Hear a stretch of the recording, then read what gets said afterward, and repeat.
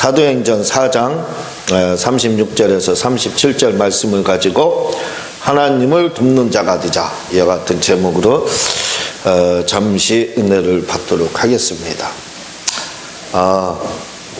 조엘 오스틴 목사님의 그 긍정의 힘이라는 그 책, 대단히 그 유행했던 그 책입니다.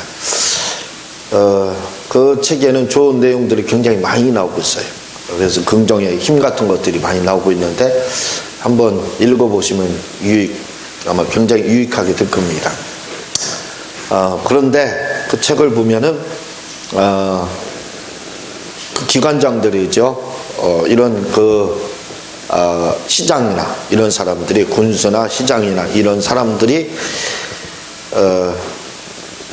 찾아오면은, 민원을 가지고 찾아오는 사람들을 굉장히 두려워한다. 왜냐하면 그분들이 찾아오는 이유는 다 한결같이 와서 불만을 토하고, 그리고 도와달라고, 우리가 지금 이런 어려움을 당하고 있고 우리 지역에는 뭐가 필요하고 해서 한결같이 다 도움만 구하는 그런 사람들만 이렇게 찾아온다는 겁니다.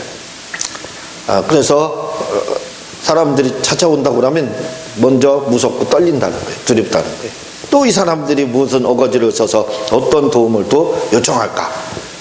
그러니까 지금도 이런 공무원들이라든가 공직 이런 데서 가장 무서워하는 게 뭐냐면 민원이에요. 민원을 제기하면 아주 복잡해집니다. 그래서 민원을 공무원들은 굉장히 두려워해요. 한결같은 민원들이 다 뭐냐면 도와달라, 나에게 도움을 달라, 뭐 그런 거겠죠. 그런 민원을 거의 다 이렇게 제공을 하지, 와가지고 찾아와서 내가 당신을 돕겠다, 아무 보수 없이, 뭐 리베이트 이런 차원이 아니라 그런 것 없이, 아무 보수 없이 그냥 내가 당신을 돕겠다, 예를 들어 시를 돕겠다, 서울시를 돕겠다, 이런 사람들은 거의 없다는 겁니다. 그런 사람들은 찾아오지 않는다는 거예요. 다 한결같이 찾아와가지고 내 돈 내놔라, 한마디로 그런 식으로 와서 때를 쓰는 그런 도움을 요청하기 때문에 이러한 그 기관장이나 이런 사람들이 굉장히 사람들이 오는 것을 두려워한다, 그런 내용이 있습니다. 그런데 그분은 그 시장한테 찾아가서 역시 두려워하는데, 두려워하지 말라, 우리는 이 시를 위해서 뭔가 우리 교회에서 도울 일이 있을 것 같아서 내가 이렇게 찾아왔다 하고 말씀을 이렇게 드렸다 하는 그런 내용들이 나오고 있습니다. 그런데요, 가만히 생각해 보세요. 저는요, 하나님이 가장 두려워하는 것이 뭘까 한번 생각해 봤습니다. 하나님이 가장 두려워하는 게 뭘까요? 하나님이 두려워하는 것이 있을까, 그런 생각도 들겠지만 어쩌면 하나님이 가장 두려워하고 가장 귀찮아하는 민원이 있을 것 같아요. 그게 뭐냐면 하나님 앞에 모든 성도들, 전 세계 대부분의 모든 성도들이 한결같이 하나님 앞에 때를 씁니다. 도와달라, 살려달라, 문제 해결해달라, 다 그렇게 말을 하고 있습니다.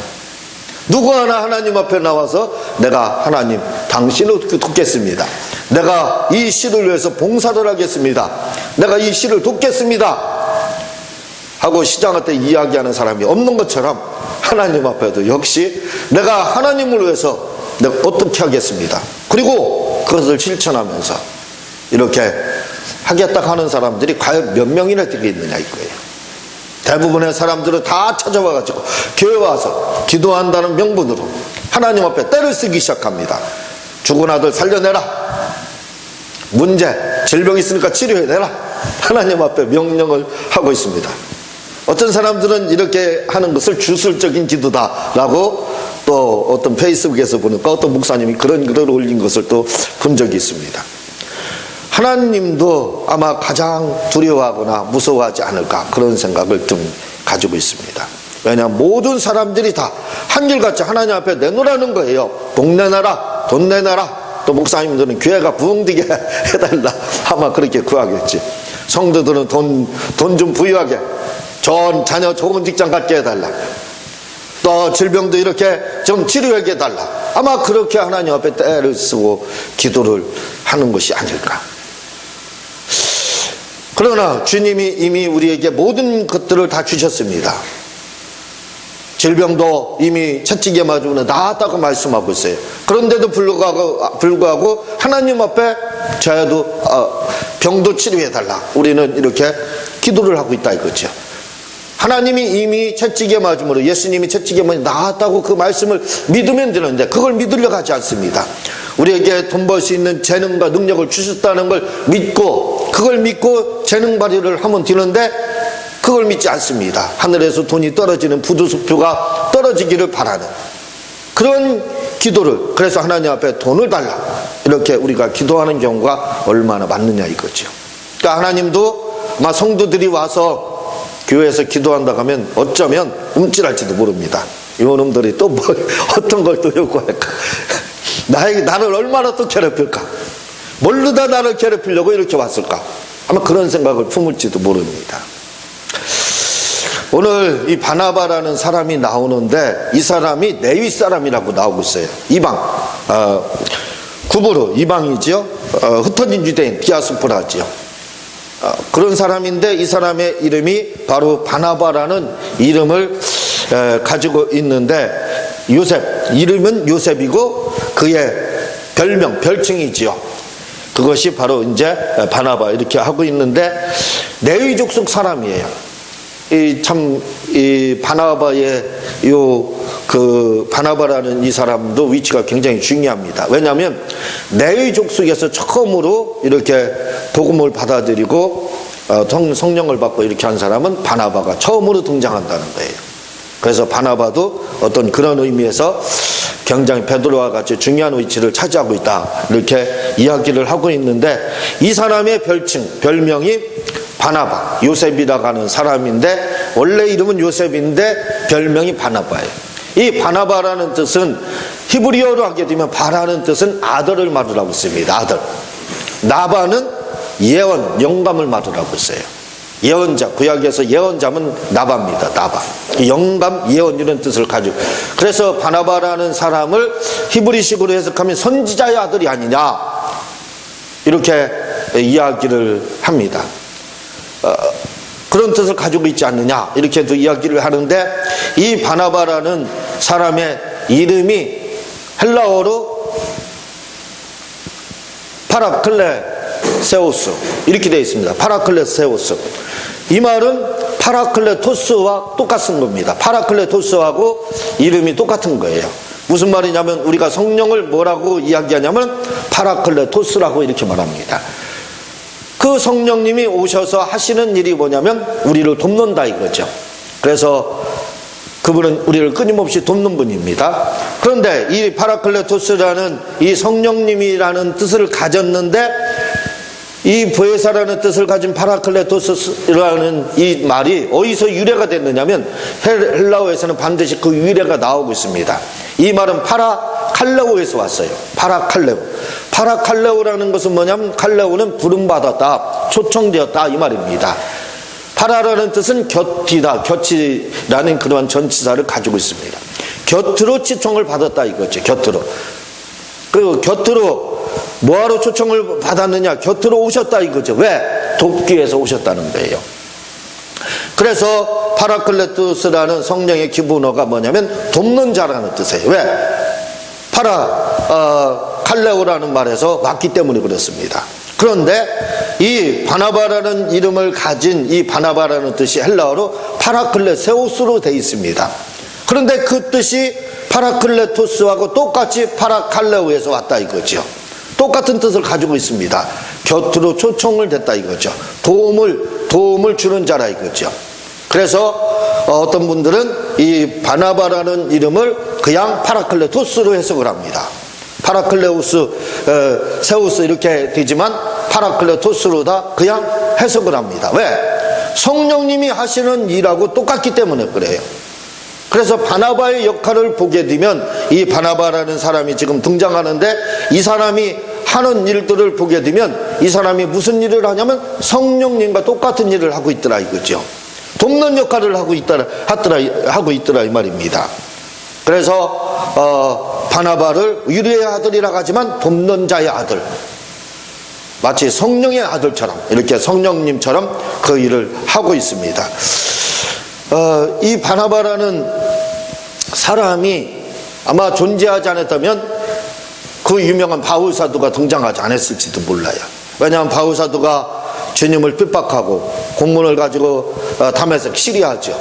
그 길로 가다가, 시리아가 상당히 중요한 위치에 이렇게 있는 나라인데 거기에 흩어진 유대인들에게 공문을 가지고 믿는 자들을 체포하기 위해서 이렇게 가다가 그곳에서 주님을 만나게 됩니다. 뭐 그거에 사도행전 9장을 통해서 우리가 모르는 사람이 하나도 없죠. 다 알고 있습니다.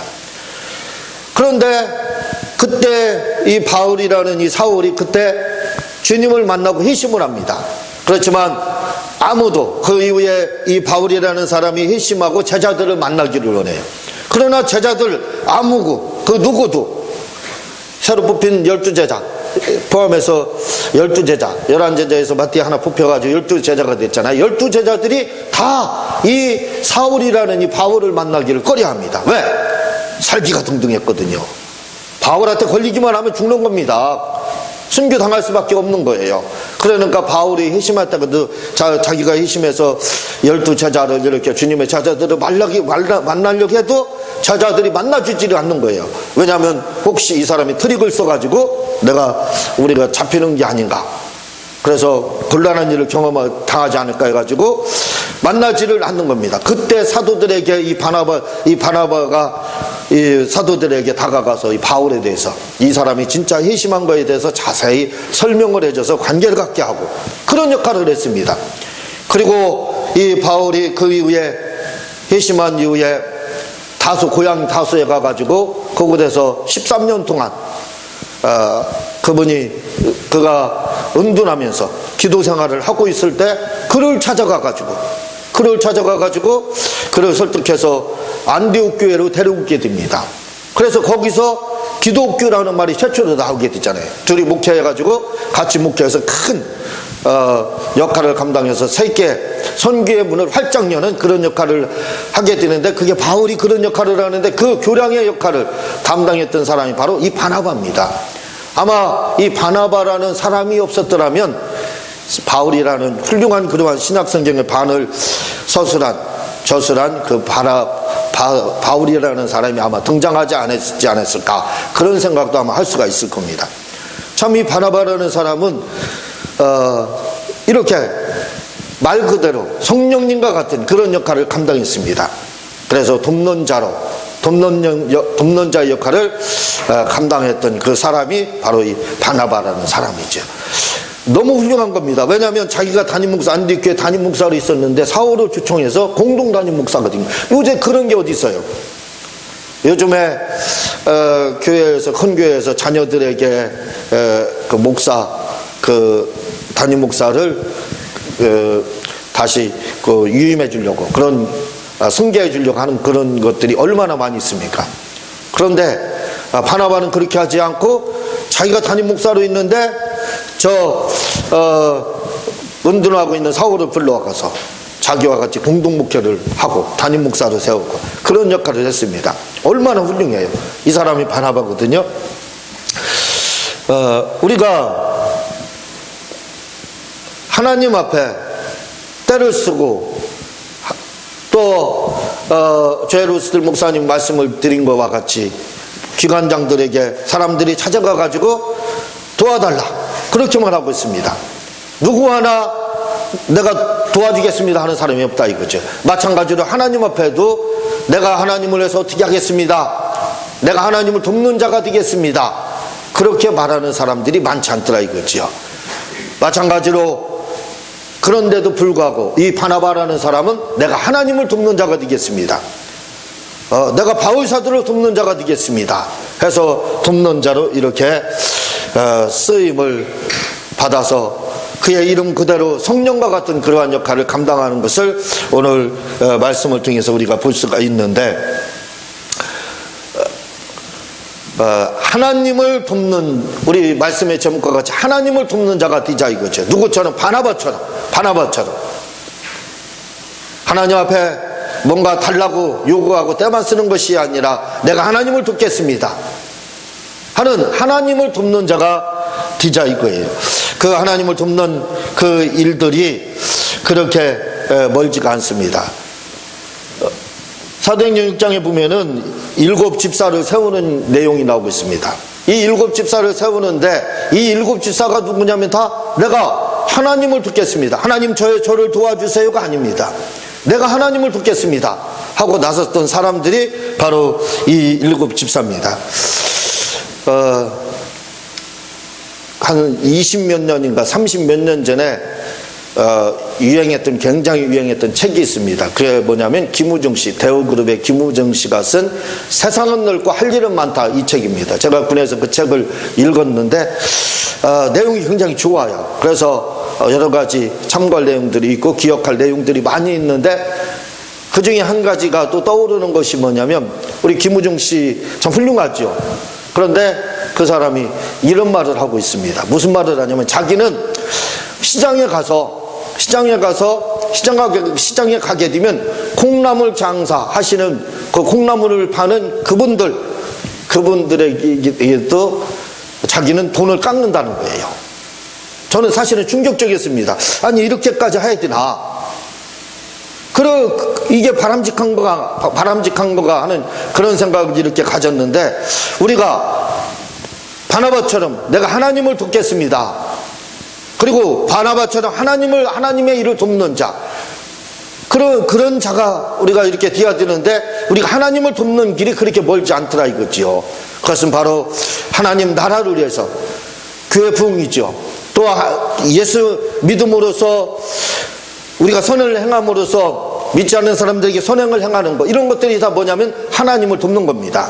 이 하나님을 돕는 이 일을 우리가 해야 되는데 그 돕는 일들이 뭐냐면 그런 어려움을 당하는 사람들, 이 자판 깔아놓고 장사하고 힘들어하는 그런 분들에게 김우중 씨처럼 깎지 않는 것도 그것도 사실은 하나님을 돕는 일이라 이거죠. 그런 작은 일로부터 우리가 얼마든지 하나님을 도울 수가 있다 이거죠. 요즘에 연예인들이 기능 기부를 많이 하고 재능 기부를 많이 하고 있습니다. 그래서 그 나레이션이라든가 또는 자기 가지고 있는 재주 이런 걸 가지고 어려움 당하는 사람들한테 기부를 많이 하고 돕는 경우가 많이 있는데 마찬가지로 우리의 재능이 있다 이거죠. 우리의 재능이 있다 이겁니다. 그 재능을 가지고 우리는 좀 하나님을 돕는 자가 되어야 된다 이거죠. 이사야 선지자에게 이사야 6장에 보면은 하나님이 나타나셨습니다. 주님이 나타나셔서 사람들은 아무도 하나님의 나라를 향해서 하나님을 돌려가지 않는 거예요. 누가 나를 위해서 갈고 우리를 위해서 갈고 할 때 아무도 대답하지 않았습니다. 그때 이사야가 나타나가지고 내가 하나님을 위해서 가겠습니다. 그 하나님을 위해서 내가 가겠다고 하는 그 자리가 어디냐면 바로 죽음의 자리입니다. 순교의 자리예요. 결국 이사야 선지자는 토부르다 켜서 죽임을 당하는 순교를 당하게 됩니다. 이러한 죽음의 자리, 하나님 나를 도와주세요, 하나님 저를 도와주세요, 내 문제만 해결해 주세요 하고 구했던 게 아닙니다. 나는 하나님을 돕는 자가 되겠습니다. 그 자리가 어떤 자리든지 나는 하나님을 돕는 자가 되겠습니다 하고 선뜻 나서서 결국 이사야 선지자는 사명을 감당하고 아무도 가지 않는 그 길을 결국 가서 순교를 당한 것이 성경에 이렇게 나오고 있습니다. 바나바처럼 꼭 1인자만 되는 것이 아니라 바나바처럼 2인자가 돼서 남을 돕는 그러한 신앙생활을 할 필요가 우리에게 지금 있다 이거죠. 1인자가 없으면 우리 생각으로는 아무것도 잘 안 될 걸로 그렇게 생각해요. 사회가 잘 굴러가지 않을 것 같고 또 뭔가 잘 진행되지 않을 것처럼 이렇게 생각을 합니다. 그래서 내가 다 1인자가 돼야 된다. 나는 조연, 돕는 자의 역할을 나는 감당하지 않는다. 그런 생각을 가지고 있습니다. 그래서 조연이 되려고 하지도 않아요. 다 1인자가 되려고 합니다. 다 리더자가 되려고 그래요. 그런데요, TV 프로에 보면은 1박 2일이라는 프로가 있습니다. 그전에는 거기에 메인이 강호동 씨가 메인이었었죠. 근데 강호동 씨가 이제 그만두고, 그리고 1박 2일이 어려움을 당했지만 새로 멤버를 구성해서 시즌 C로 세 번째로 이렇게 시작을 해서 지금은 시청률이 잘 나오고 있습니다. 근데 지금은 1박 2일이 강호동 씨처럼 그런 리더자가 있는 게 아니에요. 한 명의 리더자가 있는 게 아닙니다. 리더자가 없어요. 그냥 다 2인자입니다. 1인자가 아니에요. 우리 생각으로는 내가 리더자가 되지 않으면, 누군가 리더자가 없으면 방송이 잘 되지 않겠다, 시청률이 나오지 않겠다, 그런 생각을 가져요. 그래서 인기 있는 사람들을 섭외해가지고 리더자로 이렇게 세웁니다. 왜? 시청률을 많이 나오기 위해서. 근데 1박 2일 같은 경우는 우리가 알고 있지만 거기에는 다 메인이 없습니다. 1인자가 없어요. 누구나 다 2인자입니다. 다. 그런데요, 그 2인자만 있는데도, 다시 말하면 2인자가 있는다는 말은 무슨 말이냐면 돕는 자만 있는 거예요. 돕는 자. 조연만 있는 겁니다. 주연을 돕는 조연자만 있는 거예요. 그런데 시청률이 잘 나오고 있어요. 우리 생각으로는 돕는 자가 없으면, 돕는 자가 없고 내가 리더자가 되지 않으면 아무것도 이 사회도 굴러가지 않고 나라도 돌아가지 않을 거다, 이렇게 생각을 하는데 그렇지 않더라 이거죠. 이번에 박근혜 대통령이 탄핵을 당해서 한 몇 개월 동안 나라의 주인이 없었습니다. 우리 생각으로는 나라의 주인이 없으면 이 나라가 잘 굴러갈까, 뭔가 문제가 생기지 않을까, 그런 아마 생각들을 다 가졌을지 몰라요. 그런데 주인이, 대통령이 없었지만, 그러나 모든 이러한 공직에 있는 분들이 협력을 잘함으로 말미암아 사실은 어떻게 됐어요? 대통령이 없는 기간에 주식은 더 많이 상승을 했습니다. 최고로 주가는 올랐어요. 그리고 삼성전자 같은 경우도 매출이 가장 많았죠. 뿐만 아니라 우리가 보기에는 삼성전자도 보게 되면 이건희 씨 회장이 지금 식물인간으로 병원에 입원해 있죠. 그리고 아들은 또 이렇게 수감돼 있죠. 삼성전자가 돌아가지 않을 것처럼 이렇게 생각을 합니다. 그러나 전혀 그렇지 않아요. 가장 지금 매출이 잘 나오고 있습니다. 우리가 모두 다 1인자만 되려고 합니다. 교회에서도 보면 사람들이 대접을 받고 리더자가 되려고 그런 생각만 가지고 있습니다. 누구든 다 2인자가 되려고 하지는 않아요. 돕는 자가 되려고 하지 않습니다. 내가 하지 않으면 안 될 것처럼 그렇게 생각을 합니다.